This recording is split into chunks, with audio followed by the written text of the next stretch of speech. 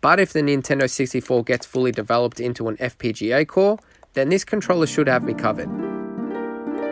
That, my friends, was less than a year ago, and Wizard FPGA programmer Robert Peip has a Nintendo 64 core in the works. And while it's still considered a work in progress, it's substantial enough to boot the select few of games that I regularly play. The Mister FPGA is the gift that keeps on giving.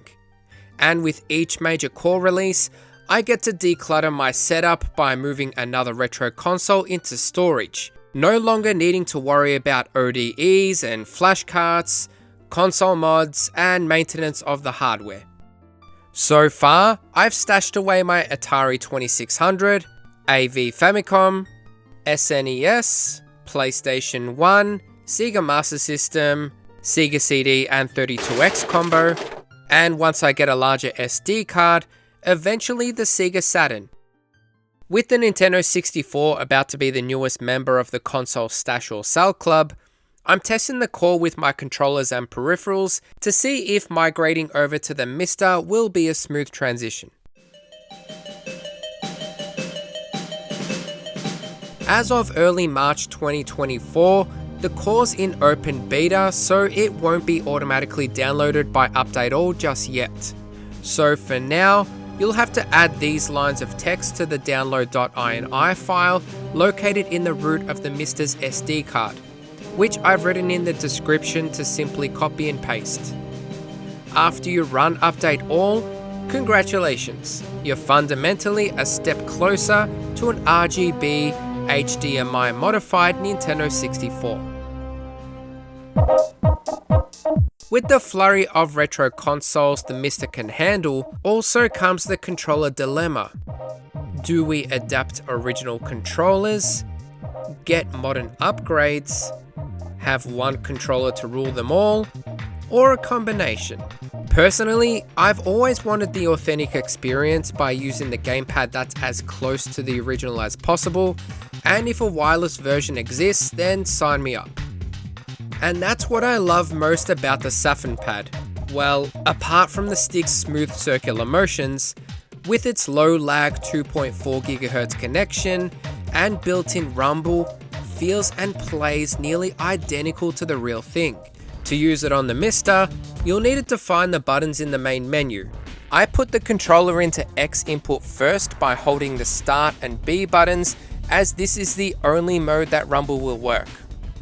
Using a keyboard, hit enter on this option, and then press the D-pad and analog stick directions when prompted. Hit space on the keyboard to skip the missing stick, and map to the standard SNES layout. Now press the keyboard spacebar 8 times to skip all of the mouse inputs. I want to say a big thanks to Porkchop Express, aka Mr. Add-ons, for pointing this out to me, as needlessly mapping the mouse directions to the stick resulted in some pretty funky behavior. When nearly there, have the home button mapped to the Mister menu, press A for menu OK and B for menu back, and finish mapping the analog stick. Then load up the N64 core and define the joystick buttons, but don't worry, the analog stick is already mapped. I have 2 of these controllers, and controller unique mapping in the Mister INI file was not required to use them simultaneously. And now you can play the worst port of Duke Nukem.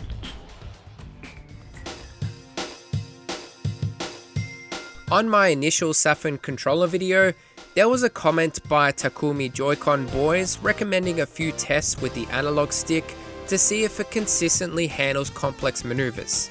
Getting the spin attack in either of the Zelda games comes much later, and I seriously suck at Super Smash Bros. But I can try the double backflip on Wave Race 64 in the Dolphin Park stage. For a double flip, press up when on the ramp, then immediately hold the stick down when you're about to launch off the top. Great success! To get Rumble working, each player needs to be designated to Rumble in the core's menu, and you might as well save the settings for next time. As I mentioned, the Saffun controller defaults to a D input, which you can tell by the single LED light. and the rumble on the Mister does not work in this mode. So make sure the first two LEDs are illuminated by holding Start and B for just a few seconds.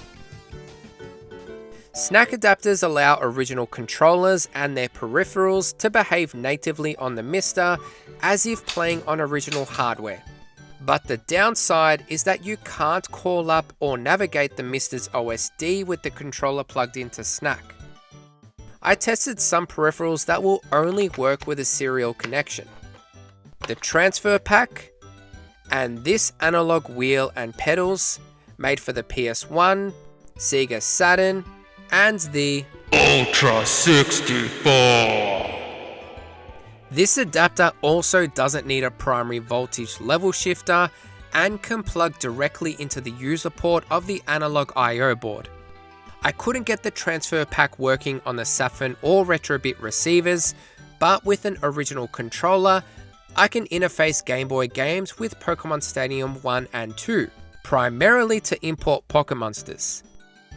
And that multi-console racing wheel, say that I was blinded to knowing if I was playing on the Mister or actual console, I don't think I'd be able to differentiate. Bravo, Roberto, bravo. The core already has several video filtering modes that can be altered at your preference. I personally like the texture filtering kept original, as turning it off reduces smooth edges of solid outlines which crawl when scrolling. The bilinear filter appears to do the same subtle de-blurring as Borti's RGB firmware, and anti-aliasing is built right into the menu, so you won't need to carry over your patched anti-aliasing ROMs. Apart from this and the bilinear filter, I prefer leaving all other options as original. As a 16:9 guy, I'm really hoping Robert will also implement a seamless widescreen menu feature just like in the PlayStation 1 core, as I only have less than a handful of games with 16:9 patches. The wireless Saffun pad with roughly 5 milliseconds of lag is the perfect companion to this amazing core. At the pace Robert's releasing updates and continually optimizing, storing away my Nintendo 64 will only be a matter of time. And I can't wait to see this once impossible core at its peak potential. So please consider supporting Robert on Patreon. Thanks all for watching and happy gaming.